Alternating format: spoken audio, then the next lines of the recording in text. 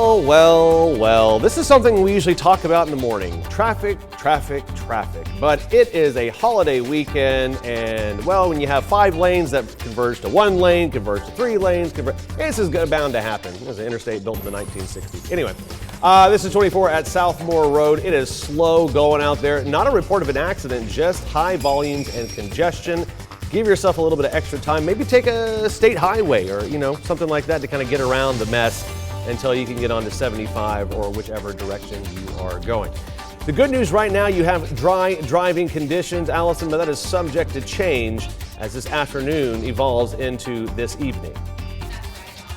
Declaring today as a storm alert weather day because of general disruption to your travel, because there will be increasing chances for rain and storms as we head through into the afternoon and evening hours, a low end risk for severe weather and potentially some localized flooding. Let's talk about that localized flooding risk. So far, since Sunday, we've had really beneficial rainfall. This is the estimated rainfall by radar. You can see a large swath of the area colored in the kind of gold, orange, red colors. That's indicating about 2 to 3 inches. We were in that deficit. This has really helped us gain those water totals back for our gardens, farms, lawns, and everything. Now, for the day today, though, as we get that additional rain and storm chances, especially if some of those stronger storms do end up developing, we are under a marginal to slight risk for excessive rainfall, which means, yes, some localized flooding potential. We had a flood advisory in Cherokee County earlier this morning, where, of course, we're going to keep an eye on that as we head through the afternoon and the evening time hours. You will have dry periods, but there's also going to be some bursts of light rainfall and then torrential rain, too, associated with some of those storms. I do want to let you know there is a flood watch in effect for Cherokee County, Fannin, Gilmer, and Eastern Polk County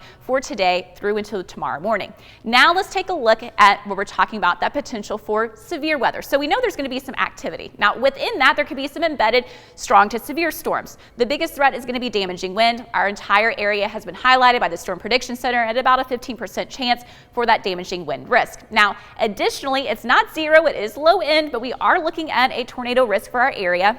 Isolated possibility, and this is a new update that was issued right around the noon hour, so not too long ago, that our far western communities, that's including Grundy and Van Buren counties, now at that 5% chance.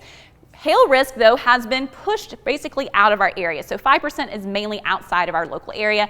That is some good news. So let's go ahead and talk about the current setup. We're really pretty quiet where we are right now. Yes, we have those low-level clouds. Yes, there's a little bit of gloom outside, but not too much active rainfall for our communities. Starting to see some moving into Chattooga County here in Georgia, a little bit into Marion County, Jackson County as well, and some additional light showers over to Cherokee County. Notice, though, that storm line still right along I-65 in Middle Tennessee, developing through north central Alabama as well.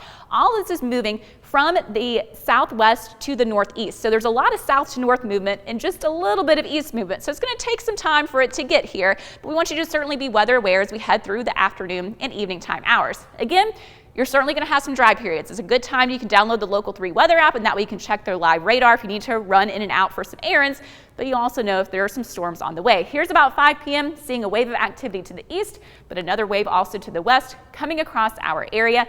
And overall, I think it's going to be from about 1 o'clock all the way to 11 p.m. tonight. We could still have some of those embedded storms that we want you to be aware of, and then fading out as we head through the rest of the overnight hours. Improving conditions for your Friday, even some sunshine, and just a couple of isolated shower chances. So as we look at our total rainfall from this point forward, about 1/4 of an inch in some places. You're noticing some spots, depending on that storm development, it may only be about 2/10 of an inch. I think on average, probably about a 1/2 inch to an inch possible, but some of those higher totals, especially for our eastern communities, that's where that bigger risk of flooding was placed. So for the day today, high temperatures generally pretty comfortable outside, warm in the 70s. Again, that on and off periods of showers and storms. We want you to be weather aware, especially for gusty wind and that localized flooding threat. Calming down overnight after midnight, low temperatures in the 50s to low 60s. And then tomorrow, improving conditions. Partly sunny, those highs in the 70s. It does look like it's going to be a nice evening for nightfall on Friday. Evening temperatures in the 70s then. And then check out the weekend, Saturday, Sunday, Monday. More sunshine and a warming trend. We just have to get through today first, John.